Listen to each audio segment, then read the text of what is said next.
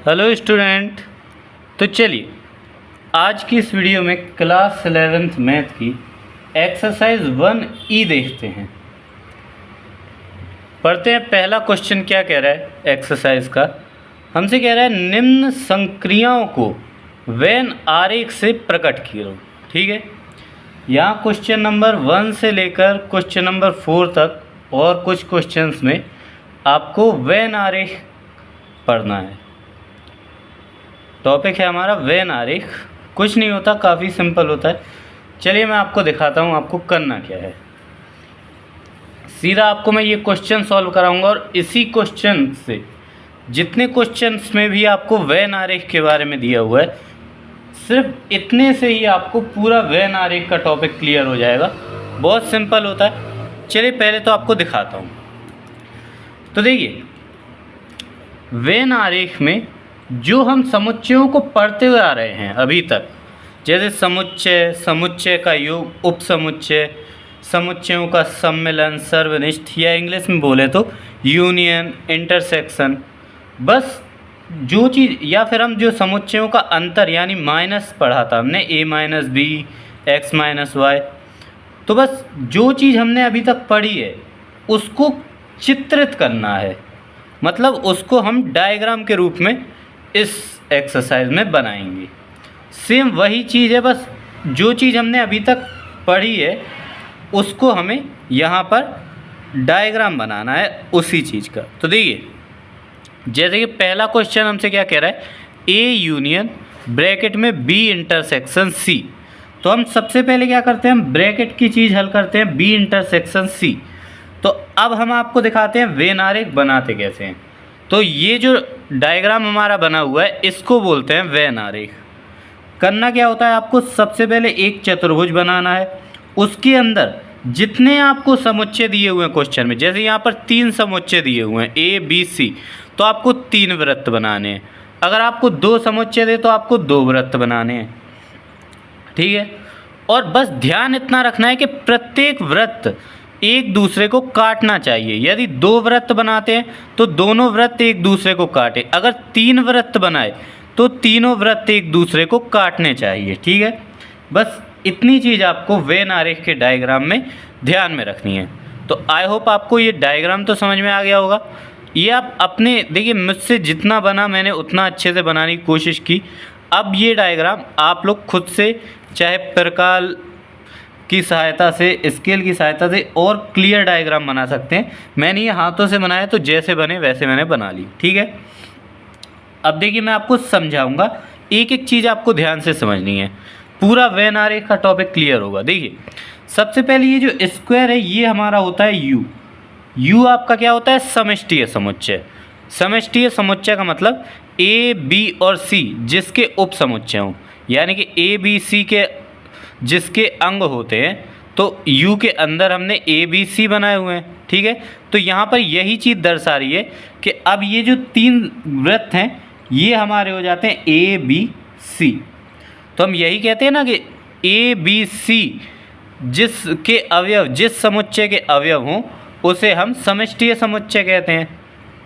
तो U हमारा समष्टीय समुच्चय, ए बी सी इसके उप समुच्चय, तो अंदर बना लिए। ठीक है, अब चूंकि इन्होंने इंटरसेक्शन हो या यूनियन हो, आपको वृत्त हमेशा ऐसा बनाना है कि वृत्त एक दूसरे को काटने चाहिए। ठीक है, अब देखिए इसको कैसे हल करना है। हमसे कह रहा है A union B intersection C. तो पहले देखते हैं बी इंटरसेक्शन सी। तो देखिए इंटरसेक्शन में हम क्या देखते हैं, बी और सी के कॉमन अवयव देखते थे, है ना। इंटरसेक्शन हम क्या देखते थे, बी और सी के कॉमन अवयव। अब यहाँ पर अवयवों की बात नहीं है, यहाँ पर ये समझ लीजिए वृत्त के जो अंदर का भाग है यही हमारे समुच्चय के अवयव हैं। तो हमें यहाँ पर अवयव ना देखकर हमें देखना है बी और सी का जो कॉमन पार्ट है। अभी ए को ध्यान में ना दीजिए, ए को आप मत ध्यान में दीजिए, आप केवल बी और सी को ध्यान में दीजिए। तो बी और सी का अगर हम कॉमन पार्ट देखें तो वो हमारा देखिए ये हो जाएगा। अगर हम बी और सी का कॉमन पार्ट चाहें तो ये देखिए ये हमारा बी और सी का कॉमन पार्ट है जो मैंने रेड लाइन से ड्रॉ कर दिया। अभी हम इसको छायांकित नहीं करेंगे, जब हमारा ये पूरा सॉल्व हो जाएगा उसके बाद जो हमें जगह मिलेगी उसे हम छायांकित करेंगे। अब देखिए बी और सी का कॉमन पार्ट मिल गया। अब हमसे कह रहा है A union B intersection C, तो हमने ब्रैकेट को सॉल्व कर लिया, ये हमारा कॉमन पार्ट हो गया। अब ए यूनियन, यूनियन का मतलब क्या होता है, जो कुछ भी अब हमें प्राप्त है उसके सभी अवयवों को ए के साथ मिला देते हैं। तो ए के ये अवयव हैं, हमारे ए के अंदर जो स्थान है वो हमारे ए के अवयव हो गए और ये हमारा इसका कॉमन स्थान हो गया। तो यानी कि हमें पूरे ए को छायांकित कर देना है और बी को छायांकित कर देना, ठीक है। तो अब जब हमें पता चल गया कि कितने भाग को छायांकित करना है, अब हम इसको छायांकित करेंगे। तो देखिए इस तरह से हम पूरे ए को छायांकित कर देंगे। ध्यान से देखिए ए पूरा छायांकित हो गया। अब बी और सी का जो कॉमन पार्ट था उसे छायांकित कर देना है, ठीक है। बहुत अच्छे से मैंने आपको समझाया, आई होप आपको समझ में आ गया होगा।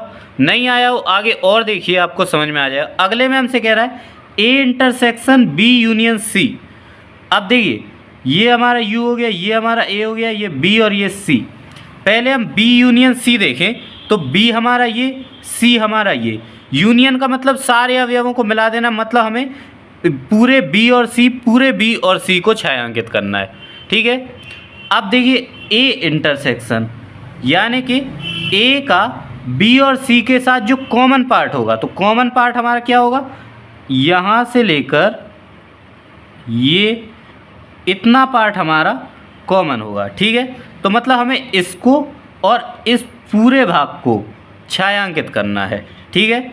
समझ में आ गया। अब हम इसको छायांकित कर देंगे। देखिए बी और सी को पूरी तरह से छायांकित कर दीजिए, ये हमारा बी और सी को भी छायांकित करना है। तो ये इस तरह से हमारा बी और सी छायांकित हो गए।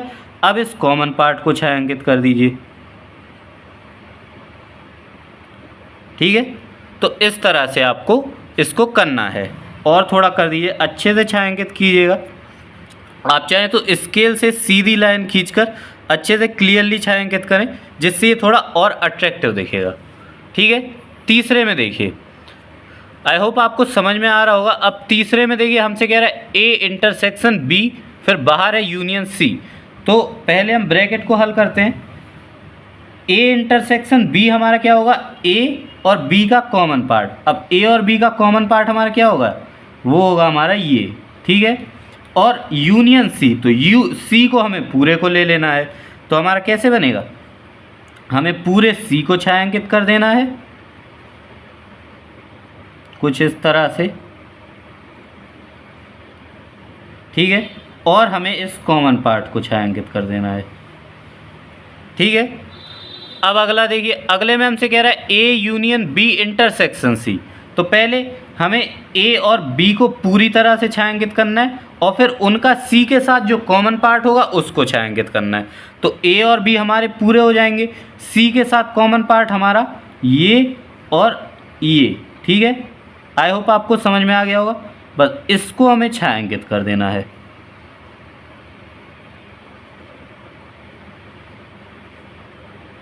ये हमारा बी पूरा छायांकित कर दिया हमने। अब इनका जो कॉमन पार्ट है, मतलब ये ए और बी तो पूरे थे, सी के साथ कॉमन पार्ट हमारा ये है, तो इसको हम अच्छे से छायांकित कर देंगे, ठीक है। इतना आपको करना है। आई होप आपको ये समझ में आ रहे होंगे।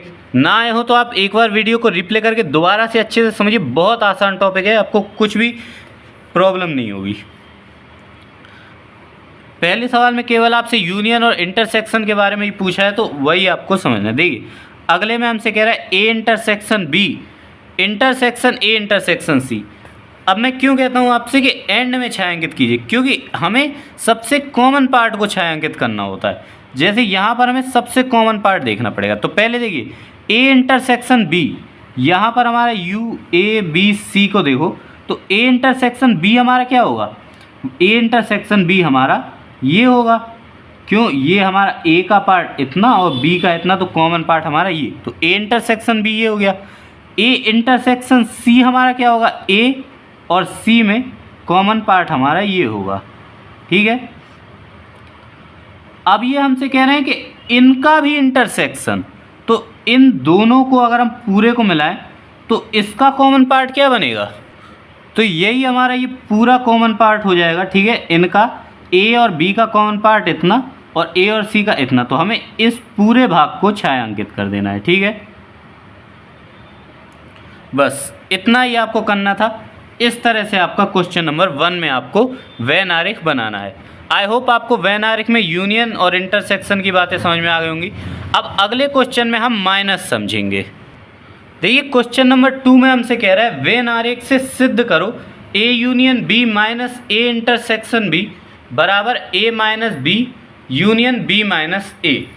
तो ध्यान से देखिए, अब इसमें हम आपको माइनस सिखाएंगे कि वेन आरेख में माइनस कैसे काम करता है। देखिए, तो पहले हम आपको RHS सिखाते हैं, क्योंकि RHS के बाद आपको LHS का माइनस आ जाएगा। देखिए हमें दिखा हुआ है A माइनस बी। अब यहाँ पर अभी मैंने आपको बताया कि एंड में छायांकित कीजिए, पहले समझ लीजिए। यहाँ पर देखिए 2 समुच्चय थे तो केवल 2 वृत्त बनाए, और ऐसे बनाए कि दोनों एक दूसरे को कट किए हैं। अब देखिए A माइनस बी, मैं आपको बता दूं, देखिए लाइनिंग वृत्त से बाहर नहीं जानी चाहिए।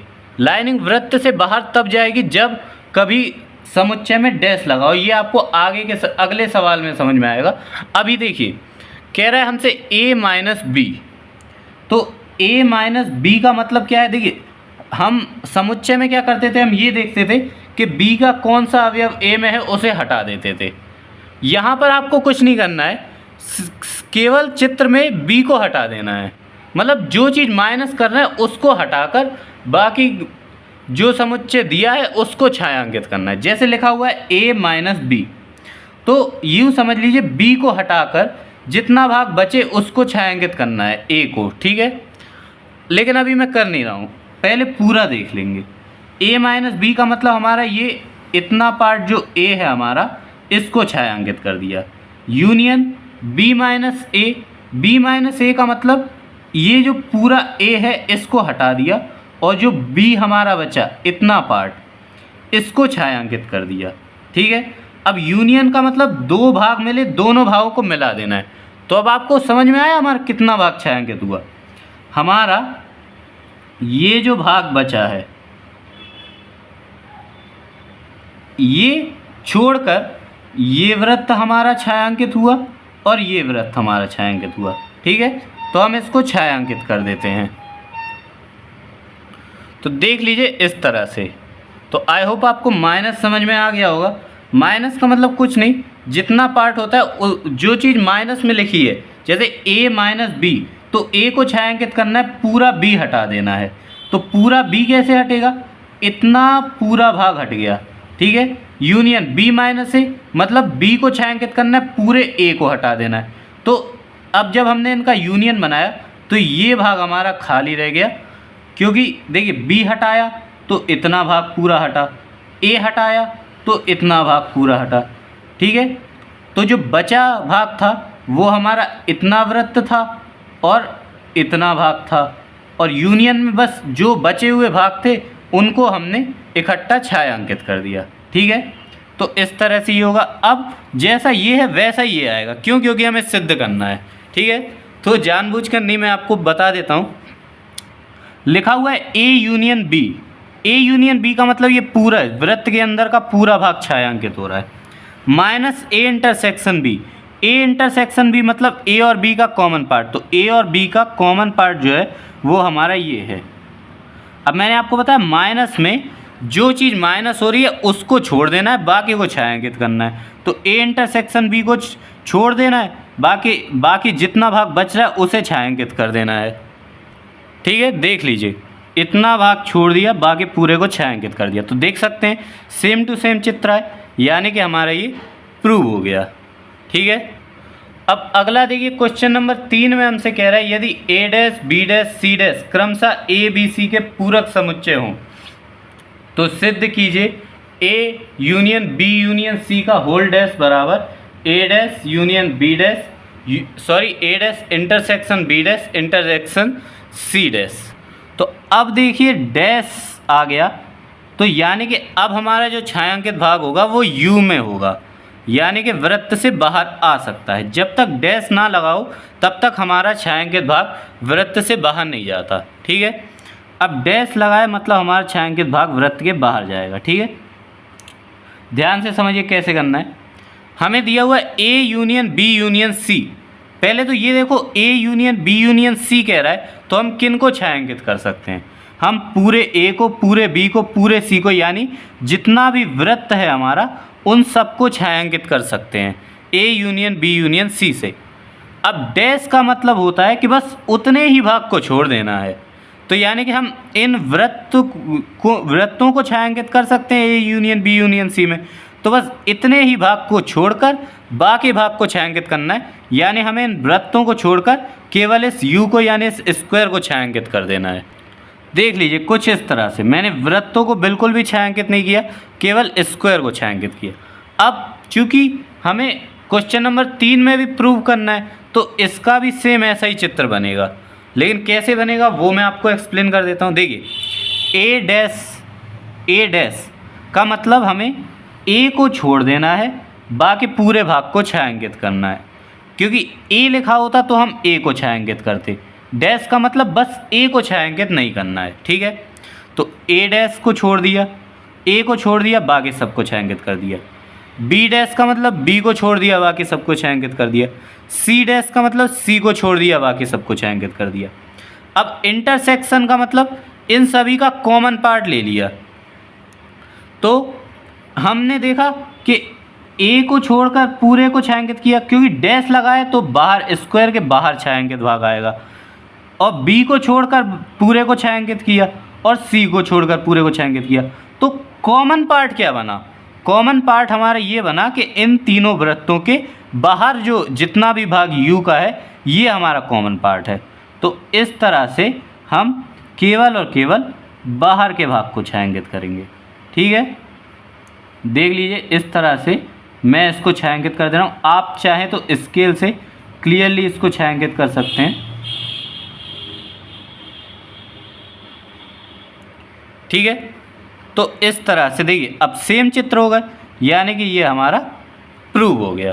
क्वेश्चन नंबर 3 आपको इस तरह से चित्र बनाना है।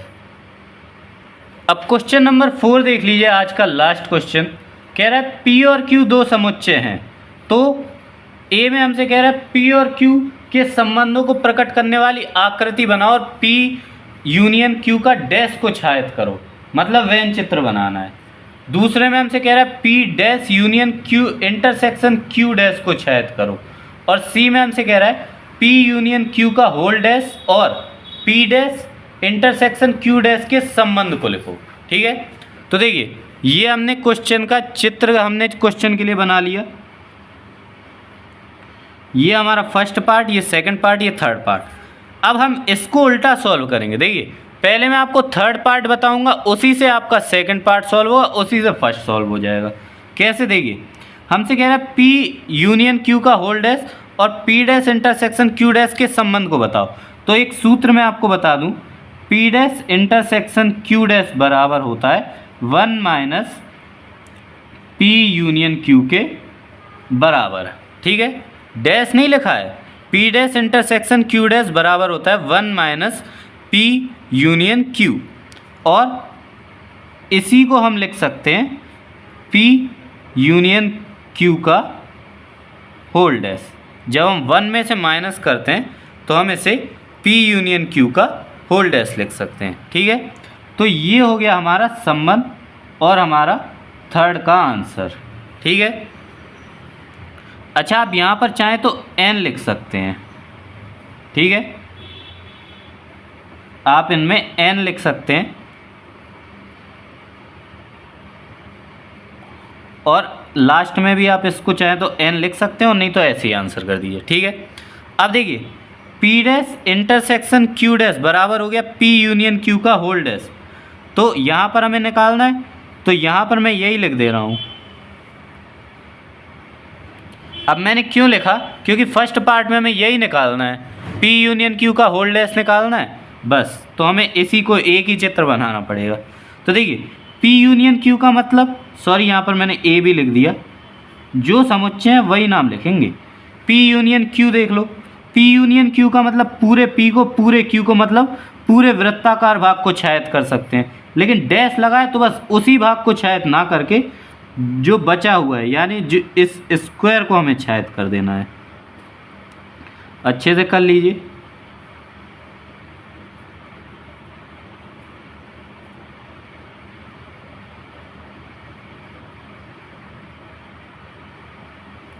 ठीक है, तो ये आपका क्वेश्चन नंबर 4 हल हो गया।